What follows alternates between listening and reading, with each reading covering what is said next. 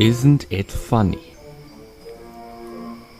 It was Halloween night, and all the engines had gathered at Titmuth Sheds for their annual tradition of sharing ghost stories. They all wanted to try and tell the spookiest story of the night, each trying to beat the other in a battle of words. Soon, it was Percy's turn. "Whatever your story is, little Percy, it won't frighten me," scoffed Gordon. "The only one Percy's going to scare with his story is himself," laughed James. "Maybe you should head back to Farquhar," added Henry. "These stories might be too scary for a small engine like you." "That's enough," said Edward firmly, and looked kindly at Percy. "Go on, Percy. Tell your story." Percy glared coldly at the big engines. Then began his tale. As you all know, I was built in a workshop on the mainland along with several other tank engines.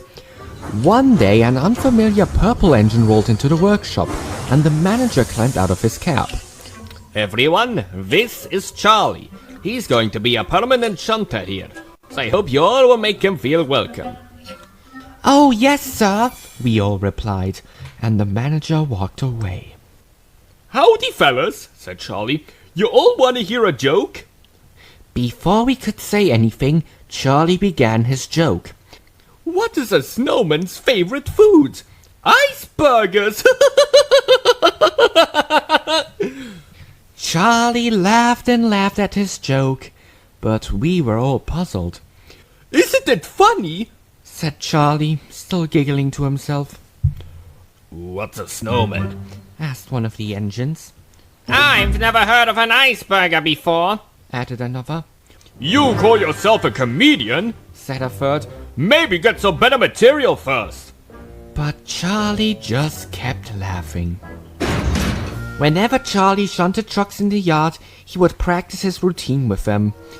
Although the trucks enjoyed Charlie's jokes more than we did, the other engines would always find a way to sneak in their biting criticism. "Isn't it funny?" Charlie would always say. "That joke was even worse than the last. Maybe try a different approach, like stopping. That was the least funny thing I've ever heard." But Charlie didn't care, and would just keep laughing at his jokes for minutes on end.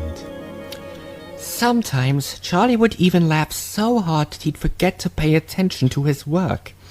One time, he bumped a line of trucks off the rails, and another time, he almost derailed on a set of points. But still, Charlie just kept on laughing. Sadly, his positive mood was about to come to an end. One day, Charlie was tasked with taking a special goods train to a station down the line. As he was preparing to leave, he looked over at us in the workshops.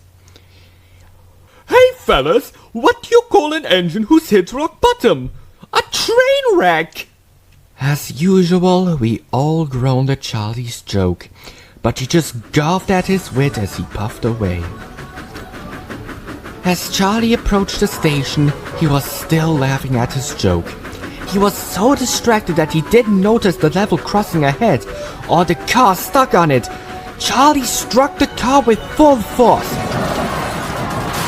The sound of twisting metal filled the air, and the family inside the car shrieked and screamed in horror. At last, Charlie came to a stop. He looked at the horror in front of him. Large red puddles soaked the ballast around him. Limp bodies lay underneath his wheels, and he heard the sounds of a child crying in agony from inside the jagged remains of the car. Percy paused dramatically.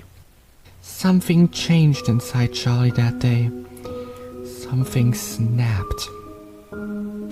As he stared at what he'd caused, his mouth twisted into a sinister grin, and he started to laugh. But it wasn't the same cheerful, goofy, hearty laugh we all knew. It was a soft, almost sinister laugh. It was filled with pain, and sometimes it almost sounded as if he was crying. He was still laughing when I came to take him back to the workshop. Are you all right, Charlie? I asked. Charlie didn't say anything at first. He just kept laughing. Isn't it funny? He suddenly asked. What is? I asked nervously. That family in the car was just coming back from the hospital with their new baby. I was horrified by this. What's so funny about that? I demanded. This was supposed to be the happiest day of their lives. Giggled Charlie maniacally. But now, they're all dead. Isn't it funny?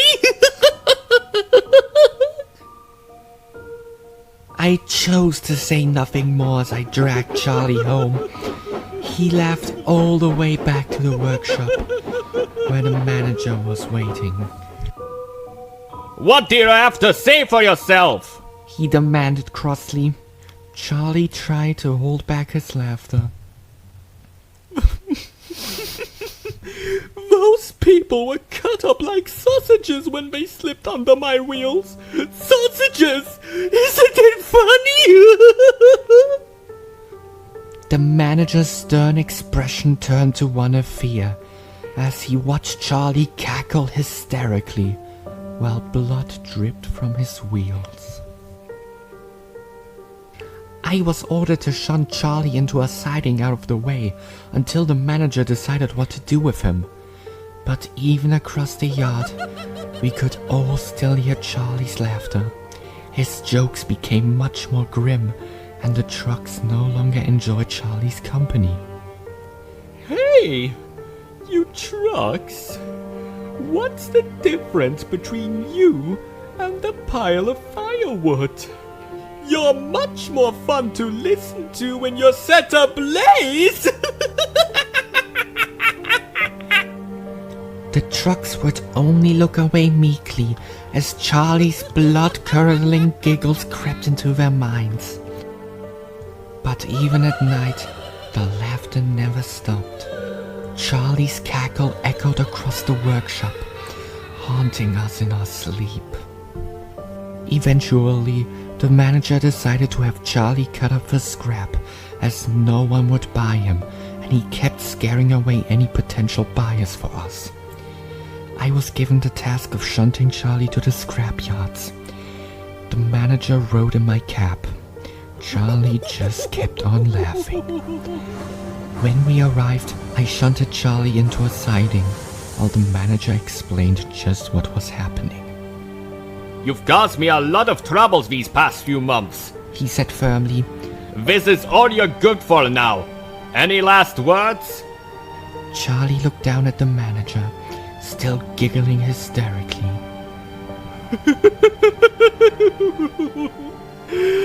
Would you like to hear a killer joke? He asked. What do you call an engine who's hit rock bottom? A train wreck!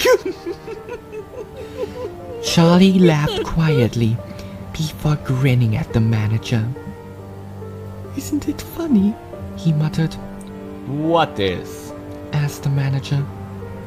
Just how much pain a harmless little joke can bring, Charlie whispered, his smile wider than ever. The manager said nothing and walked back into my cab as the cutters began their work. I'll never forget Charlie's demented laughter as the torches cut into his body. It's a sound that still haunts my dreams. His laughter seemed to grow louder and louder the further away I went from the scrapyard. But when I arrived back at the workshop, it stopped. The silence was almost unreal. But sometimes late at night, Charlie's laughter echoes across the line, from the workshop to the crossing and to the scrapyard. Some say he's still looking for someone to laugh at his jokes. I think he's looking for another punchline. Make sure it isn't you. The other engines were as still as ice. They stared at Percy, unaware that the little engine could tell such a horrifying story. Gordon, Henry, and James were all at a loss for words, so Edward spoke up. Well, Percy, that was certainly the scariest story I've heard in a long time. How did you come up with something like that? Percy looked morosely at the old engine. I didn't make it up, Edward, He said quietly. Charlie's still out there. Edward fell silent as Percy headed off for home, hopeful that his mind would never have to be haunted by Charlie's sinister laugh again.